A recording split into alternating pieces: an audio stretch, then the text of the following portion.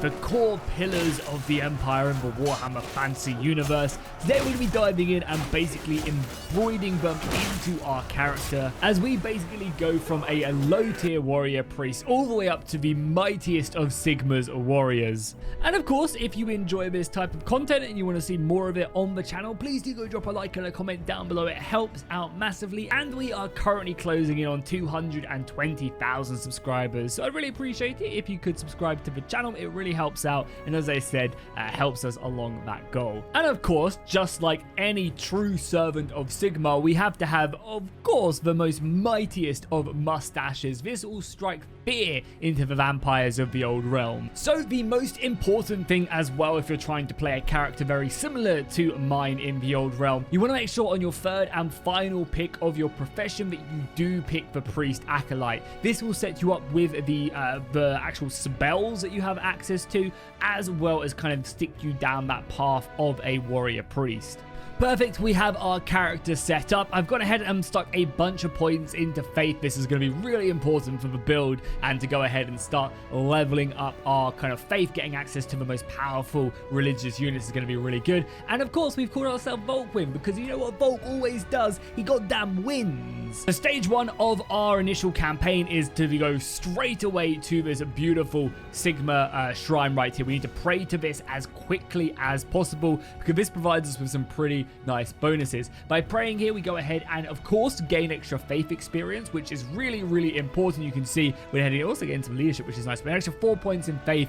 Beautiful. However, the most important thing is we also get access to this brand new unit right here, the Empire Flagellant. Basically, this is just a naked dude with a big old mace. However, we can utilize them to pretty great effect with the career system. As we progress through certain tiers, we're going to be able to unlock just some absolutely insane abilities to make these Sigmarite troops insane. They're going to basically take no damage. They're going to be outputting holy damage. All my spells like Righteous Fury right here are going to be able to hit them on the battlefield, just amping them up basically into our very own Space Marines. Speaking of which, we also do have a point to kick ourselves off with right away, a career point. We'll unlock these by just leveling up our character, and I think for the most part we could either go down the route right here, we get cheaper soldiers that consume less food, which is pretty nice, or we could also just go down the straight kind of tankiness after battle. We go ahead and heal a little bit more. This is more of like the support, whereas this is a bit more aggressive. I think we'll take the damage right off the bat. The extra holy damage will be invaluable. Unfortunately, we can only pray at this altar once every single day, so we are going to have to go ahead and find ourselves some other things to do whilst we wait. That shouldn't be too difficult though. There are plenty of enemies scattered around for us to fight. I am looking for something a little bit smaller than this to engage. Also, just look how insanely beautiful that this map does look. Like, I mean, just look, oh my god, it just looks so good. It just looks so good.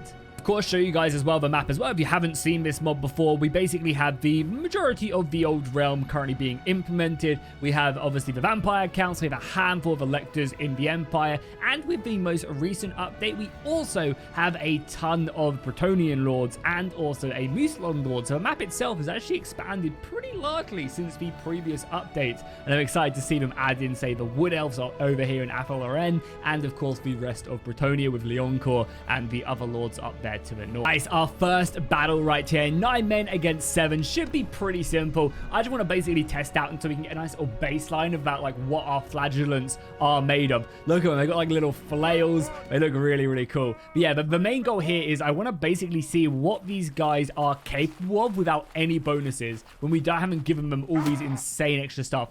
Let's hold them here. Let's go ahead and set up here and wait for them to come to us. Okay, let's get them as they make their way off the river. Boom, look at that as well. We're doing some really crazy damage. I'm going to put my Righteous Fury as well. That should allow us to do some insane extra damage on top of that, and considering these are some pretty good soldiers, not bad. There you go, boom, my Righteous Fury. Everybody should be getting healed now. They should also have some really good bonuses. I love the fact as well how it's like shown on the model as well, and the extra damage as well. The extra 20% holy damage is really strong. So not only do we have some really cool like battle spells in Righteous Fury, we also have other prayers that we can go ahead and whip out in battle. At the moment, we do just have the Healing Hands, which is basically like a big AoE heal. And the nice thing is, we don't actually have to worry about mana like other mages do. They obviously focus heavily in on the winds of magic and dealing, kind of making sure you have enough to deal with that. Luckily, we have just prayers, so all we have to worry about is cooldown. So we're going to be able to pop this down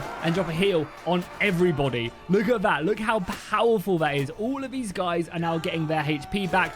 Well, maybe not all of the guys. Like, I doubt this guy is getting HP back. Also, as well, take a look at this battlefield. Oh my, that has inspired me, if anybody has, to become the best warrior priest the old world has ever seen. So if you're wondering as well what kind of like the end goal for this campaign is going to be, I think I've got a pretty good idea about it and how exactly I want to set it up. Basically, I want an entire line of, like, my entire main infantry line is going to be made up of these flagellants. With all the bonuses we get, it's going to be absolutely crazy. Then supporting them, I want a line of artillery, mortars, cannons, and then supporting that, I want a line of guns. Basically, just all my gun units going absolutely taking down the enemy in all their gloriousness. It's going to be beautiful. I can't wait to make that a reality. Until then, though, we are going to be stuck here healing away the boys, trying to get a nice little heal there. Come on, let me get up closer. I'll just heal a few of them, and then I think I can also pop Righteous Fury as well. We pop that on them. That should be going down as well. I think we actually have to get some stacks of it first, but unfortunately, nice, our next level in faith. This is going to be the most exciting thing to level up, because by increasing it, not only do we get a ward save, which is just a flat damage reduction, it also increases our blessing duration, which is really good, and just more of these bonuses is just so good. We're going to take devoted, I think. So when we pray, we get closer to Sigmar, basically, and then every point we stick in discipline, which we're about to put another one in, we get an additional 3 hit points. So right now we have 5. Of course, we get an extra 15 hit points. That's really nice. Not as good as the vampire ones, I will say. On the Blood Knight tree, I was up to like 250 HP within like the first 2 days of the campaign. But for a man who just believes in God, that's all that we need. Also, taking extra hit points here as well is always going to be juicy. Being able to restore your hit points as well after every battle is just very nice as well. So they're 100% going to be our main 2 skills. It's going to be faith, and then I guess medicine, because that's kind of what we're all about. And then secondary, I want to, of course, level up my athletics, because this is going to be a pure foot combat soldier. I'm not going to be getting on a horse. I'm going to be on the ground, leading the boys, healing them as we go, and that should hopefully make out for just, yeah, a really exciting campaign. A little bit hard to see just due to the darkness of the battles, so hopefully I've brightened it. Just look how beautiful these battlefields are, man. Hopefully you can see them. We've got like trench lines back there and fortifications and villages on fire. Oh, it just looks so good. It just does. And then, of course, we have our little goon squad right here ready to pounce around the corner like this and then charge them. Luckily as well, I do also have my healing straight up because we waited a little bit. So let's just pop that. If anyone takes damage, we're immediately going to heal. That should really help them out. And just look at that, our 2-handed infantry just cutting the enemy to pieces. Boom, 2 kills right there, and now we can just charge down the rest of the archers. The healing is just really good, and I can't wait until we get the next faith level as well, and then we can unlock the better stats as well. Oh, it's going to be beautiful. We were just able to take on a party similar in size and better equipped with us very, very easily. More prisoners, we can sell these guys off, and tons of loot. I mean, who says religion doesn't pay? So one thing I was actually a little bit nervous about doing in this run is that the fact that we don't really gain a lot of faith. Unlike the other factions where you can basically get back your like holy units, you can pray basically any time you want to. Unlike that, you actually have to wait like a week or so before you can pray again. That does dramatically reduce the amount of time, I guess, that we can like level up our faith. It takes a little bit longer doing it this way than any other way. However, whenever we cast a spell, we then also get it. So we're going to want to be able to we want to basically be able to pump this whenever we can. That way we're going to level up our faith extremely quickly and get access to the higher tiers of the blessings and the other bonuses. Another downside of this as well, it does mean that our flagellants are very, very rare and just vulnerable in the early parts of the game, because we can't get them back as frequently as, say, vampires, where they can just go every single day and get more spirit hosts. That's not something that we can actually do. Our religious troops are pretty precious to us. Another test for our might. We got up to 25 soldiers now. It's going to be our limit until we hit the next clan rank, which I think we're actually pretty close. I've basically just been fighting tons and tons of battles. But yeah, these beastmen are going to be a little bit scarier to deal deal with. They're not going to be as easy. However, we have nicely leveled up most of our Empire soldiers now. We have pretty much 4 handguns and a crossbowman, soon to be 5 rifles. That's really, really good. I also found out, I actually read more about our righteous... Oh my god, they have archers. They have archers. They have archers. Okay, not good. But yeah, I also read about our righteous fury, which means that we actually have to take damage to be able to use it, which again is a really, really interesting mechanic. Let's just kind of keep ourselves at bay. We want to maybe try and wait until our healing prayer is ready to go. And we're going to charge. It's going to be a much harder battle for us to fight, but it should be okay. I'm going to drop down that healing on everybody just right off the bat, and then we're going to get ourselves stuck in. The guns are really helping out. Our extra holy damage will be doing great against these beasts of nature. Back to the depths with you, and oh, look at that. These flagellants are so good with the passive healing. And one of the other great things as well is in a second, I'm going to be able to get my righteous fury, and we're going to be able to utilize that to actually give a heal buff as well. So it's going to be even stronger. When I pop that and I take enough damage, we're going to be able to go ahead and utilize that. I actually want to kind of almost get hit here so I can see a bit more about it. Let's see. I also want to level up and reduce casualties. Wow, these beastmen have been raiding as well. That's going to be so much money. This jewelry is worth so much. So it won't actually be worth that much, unfortunately. But that's going to be a juicy haul. And I think we can maybe even get ourselves our first companion. Okay, beastman is where is that when you want to make money. 7 grand right there. That's beautiful. Do they have any good like armors for us to pick up? They have some white wizard, some light wizard robes. Get ourselves a nice little fancy witch hunter hat. I think we're going to stick with this because this headband gives us some holy damage. And then yeah, no other better armor quite yet. But we will maybe go hunting. I mean, I say that. I also do want to pick up our first companion, and we're going to get to actually make a decision about him. Oh wow, he isn't actually a companion. He's a quest giver. This is a custom quest right here. I haven't actually seen this. Wow, this is really, really cool. So I've asked him if he has any problems, and he has told me, as a matter of fact, I have a lead on a potential cultist, a grave accusation that needs to be investigated. Well, I am one for law and order. And he says, I need you to travel to Kelheim, investigate the local populace, and root out the cultists. On successfully completing this, I'm going to get a little bit of cash, a little bit of moolah. Don't you worry, with a mustache like this, I will see it done. Also, just like, I mean, I've shown this off a million times, but just look how beautiful this this inn is. Yeah, it's just, mwah. Okay, we've arrived with a cultist in our midst. Okay, we're going to have to try our best to discover as much as we can. And right off the bat, not a great chance, a 6% chance to approach and listen to their conversation. I mean, let's give it a... Okay, yeah, we failed. That doesn't surprise me. Okay, so after doing a little digging around in some of the victims' houses, we did find that we actually recognized the symbol. It was a cult of corn. So that's not going to be good. That's not going to be good at all. Discovering that is going to be a little bit scary for the villagers. Yep. We were attending a gathering, and it seems like the cultists have just started slaughtering everyone, spilling blood left, right, and center. We'll rally what we can in an attempt to save these people. So I was able to actually rally the villagers, and we've actually led the cultists back to this underground temple that looks absolutely incredible. I can only imagine this is going to be a battle. I mean, Korn is simply not going to let us do what we're doing right here. We're going to bathe in the blood. And, oh my god, a dark sword of chaos. Again, prepared to die.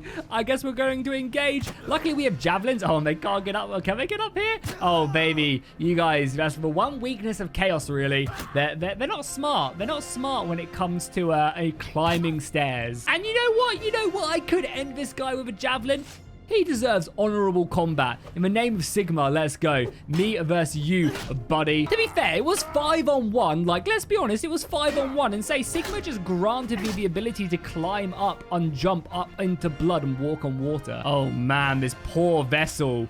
I mean, hopefully he's been put out of his misery. Yeah, are we going to get teleported? Are we going to get teleported to go see Korn?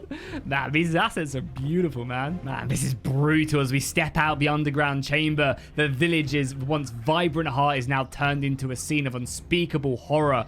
Oh, this is beautiful. Beautiful. Beautiful? I mean, brutal. Brutal is the word I'm looking for, okay? No Inquisitor. And okay, we uncovered.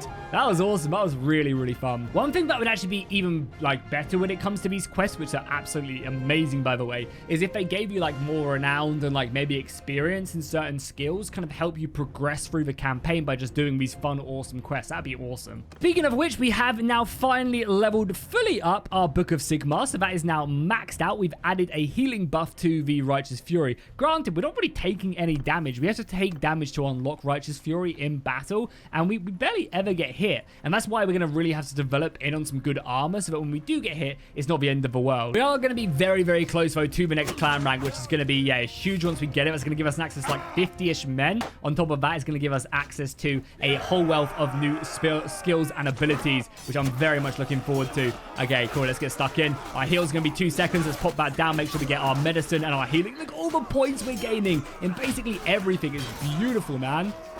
And I almost kind of want to get hit. We do also get Righteous Fury by just blocking damage as well. That does stack it up, but hardly any. We've got 0.1 charge. I might as well just get hit in the face. Like, there we go. And now can we pop it?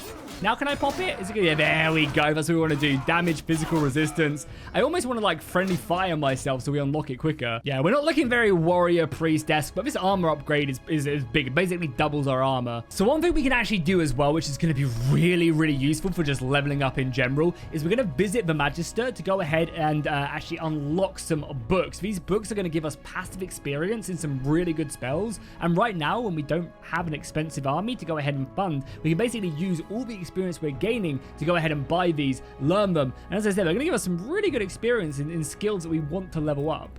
I mean, it's all our money, but this is going to be great. It's going to give us 5,000 experience in one-handed and then 5,000 experience into athletics. And not only is this good for the fact that we're getting them experience also, oh, look at it. It's so beautiful. Look at this map. But not only is that great, we also gain extra level ups, which means we can put more career points in. Yeah, after reading them 2 books, we also get an extra 2 points now from leveling up simply. So now all of our Sigmarite units, which is going to be our flagellants, consume less food and also they cost less to upkeep. And then we're only 2 away. I mean, we're very close to hitting the next clan rank, which is going to be a big boost for us. Yep, speaking of that, we have just now leveled up. Awesome, that's going to be so good because unfortunately we don't quite unlock the next tier of career systems. We still got a little ways to go though. However, it does mean we now double our army size, so we can now have even more flagellants. So I'm immediately going to go to the Shrine of Sigmar and go and pick up some more. We're also very, very close to the next prayer level as well, the adept level of prayers, which is going to be a big upgrade from what we have. We're currently only no novice, so that's going to be a big boon.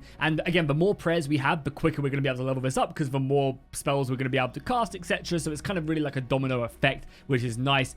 And our army looking pretty good, I will say so myself. Of course, we've still got some ways to go. Gives us access to some more Empire handgunners. Another thing we can now do now that we've hit clan rank 1 is actually go join some of the major wars and purify the vampiric scum that we are, of course, planning on fighting. So into Avalheim we go, of course, killing anyone along our way, any treacherous traitors, and it is time to join up as a mercenary to go ahead and earn our keep and prove our craft to Sigmar. Oh man, look at them armors. They're just so beautiful. Look at them. Oh my god. Anyway, let's join up. Actually a pretty good hourly wage as well. 220 gold is not bad, and we actually seemingly do have an army over there already. So yeah, let's join up with them as quickly as possible. Along our way though, we have found some beastmen, so let's quickly dispatch these guys and then hopefully get ourselves stuck into that pretty large scale battle. I think our army should be capable of taking these guys down without too much of a hassle. I still need to be a little bit careful though.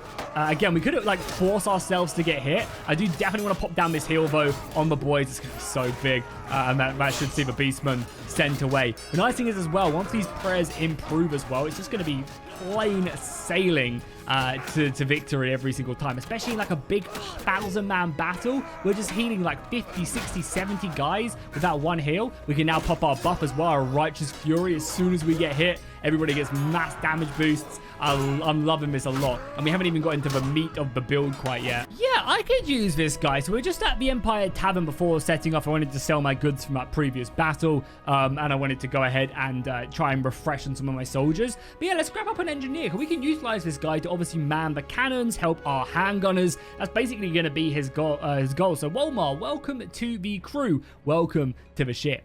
Luckily for us as well, there is also a Shrine of Sigmar on the way to the main army, so we can hopefully get there, grab some more soldiers before we head out. Just in the nick of time to go and support this siege. I mean, it looks pretty good for us for the most part. We have a decent amount of men, but we will, of course, aid in the assault. And of course, if you've never seen these maps before, oh my lord, have they done a great job with these new vampire castles. They look impenetrable, and that is something that we are going to have to go ahead and try our best to do. I mean, yeah, we'll be moving through the battlements, taking missile fire and artillery. And by the way, as well, this is simply just the main assault for us. There's also an entire ramp which the battering ram has to make the way up on. All that time getting smashed. They have enemy lords firing at us. It's not going to be easy. One thing, though, that is good, I mean, just look. Oh my, it's so beautiful to see the men pushing up. One thing that's going to be great is that we have made breaches here, so we have already got ready to assault the enemy position